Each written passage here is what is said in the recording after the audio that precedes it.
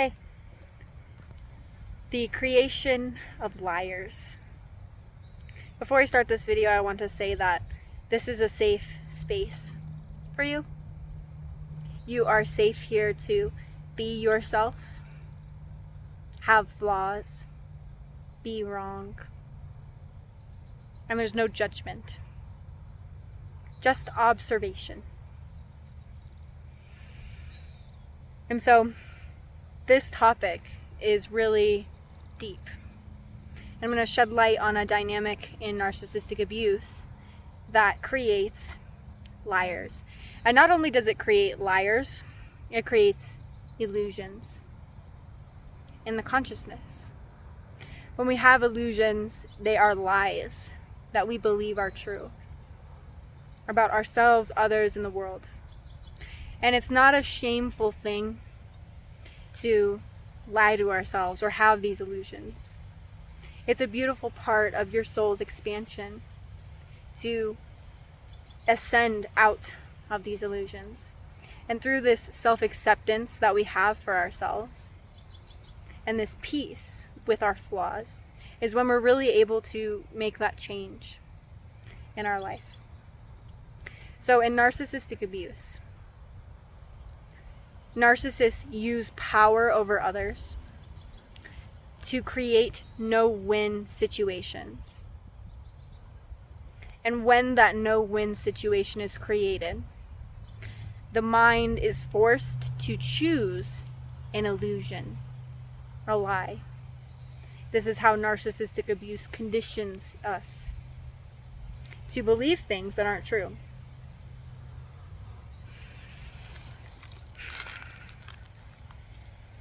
And so how this works is, with liars, the creation of liars, in the narcissistic family system, the matrix, that we were all born into, the truth is systematically and ritually ingrained as a problem every time you express your truth, whether that is how you're really feeling, what you really think. You are met with abuse, gaslighting, invalidation, shaming, guilt. And so over time, the mind starts to associate speaking, being, and expressing the truth with danger, rejection, and fundamental danger in the way that we carry a survival need for the tribe, humanity. The family is your tribe.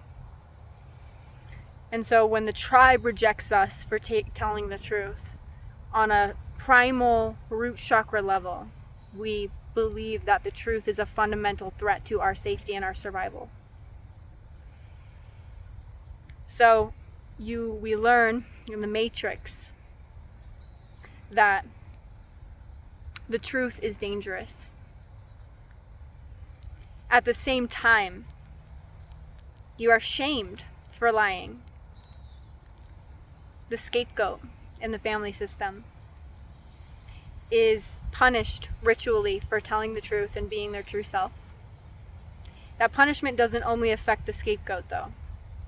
It also shows everyone else in the family not to step out of line and speak the truth. And at the same time, though, the scapegoat is shamed for lying. They're told that there's something wrong with them for being a liar. That lying is bad, and they're constantly told that they're lying. So you begin to lie to protect yourself from the danger that comes with speaking the truth. And when you lie, you're still abused.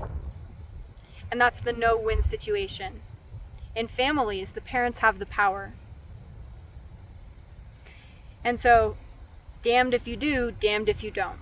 If you tell the truth, you are abused. If you lie, you are still abused.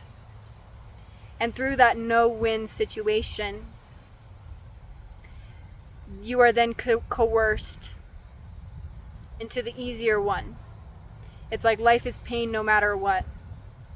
And then opportunities are introduced to you as you grow older. Masks masking, lying, performing is rewarded in job interviews, in jobs, in the workplace.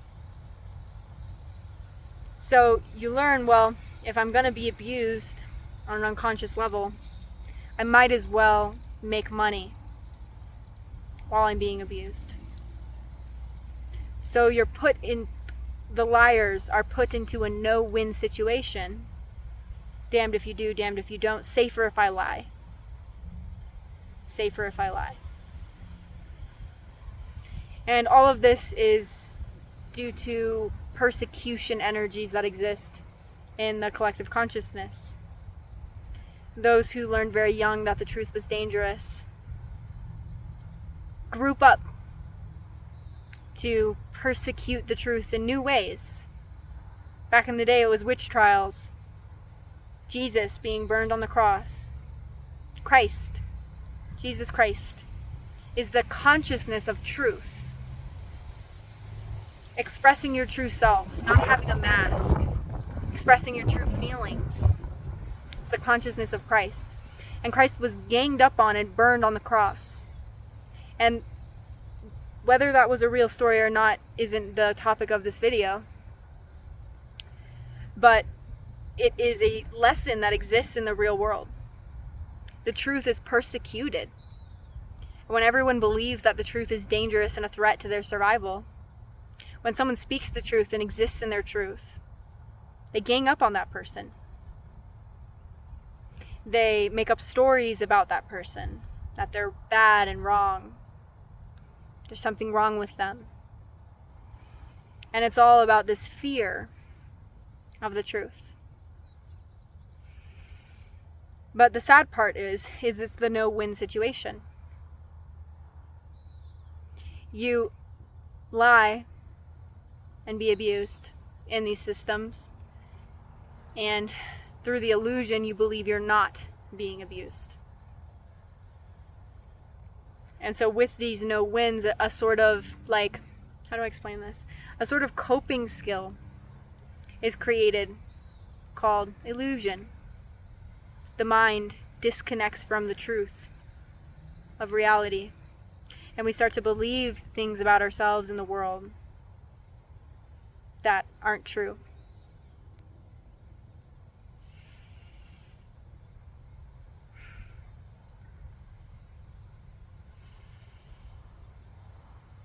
Because if you're put in this kind of no-win situation, it's like when you feel like there's no hope and there's no way out, the only way is to choose the illusion. And then people begin to think that life is fine and normal, and abuse isn't abuse, it's normal. It's just normal. When it's not. And it's through that no-win situation. If I'm going to be abused either way, I might as well be abused and have these fickle material rewards that systems offer.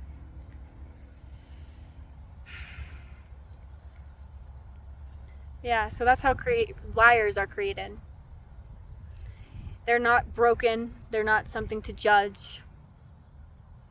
We all lie to ourselves in some ways.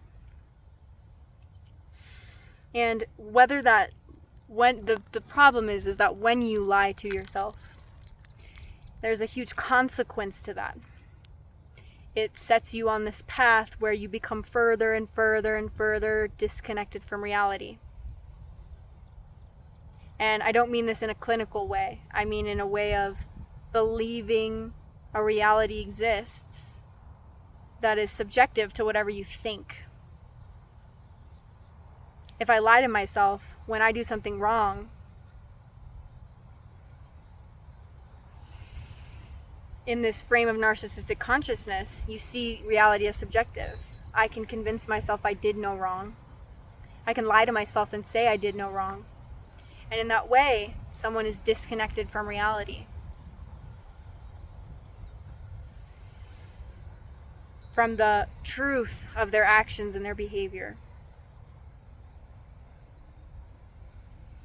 And so liars are coerced into lying, and then rewarded for lying. But those rewards are never truly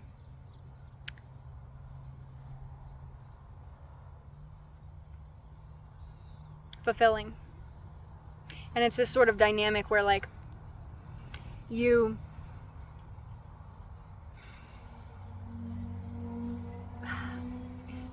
when people, narcissistic energies that are controlling,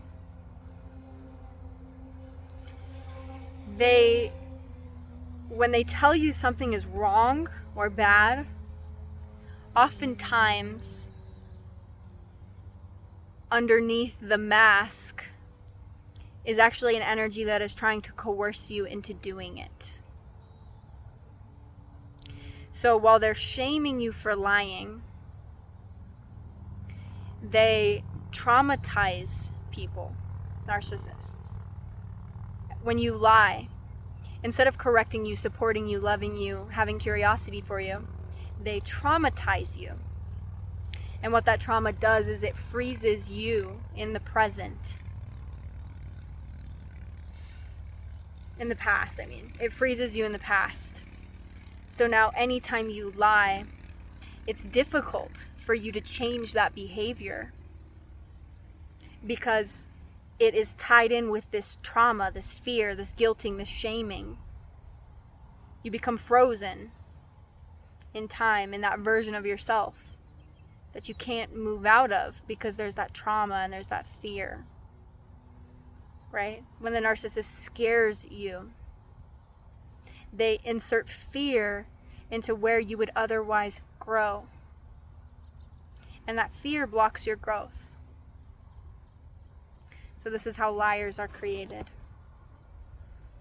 It's like a sick inverted game where you are punished for telling the truth, but also punished for lying and then rewarded for lying. And the reward is just an illusion. The reward is that you get to exist in the fake family or the fake friend group or the fake workplace, believing that you're connected when really in truth everyone is bullying each other constantly, gossiping about others, and no one is truly connecting to each other from a place of love and true seeing of others. To be loved, we must be seen. And when we lie and we have masks, we can't be seen, we can't be loved, we can't connect with each other.